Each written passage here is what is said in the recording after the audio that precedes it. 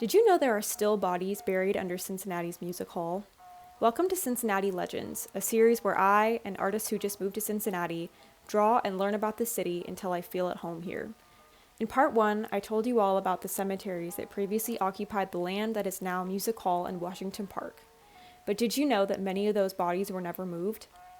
Bodies have been found under Music Hall in 1876, 1927, 1988, and most recently, 2017. The 1927 renovation uncovered an underground pit containing 65 graves. Workmen at the time coined it the Valley of Death. In the same year, 3 coffins dating as far back as 1831 were found in the area where they planned to build a new elevator.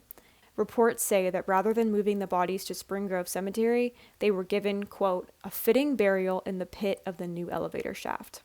Over 60 years later, in 1988, after the bodies dumped in the pit were long forgotten, workers broke ground on a new elevator shaft, uncovering over 200 pounds of bones.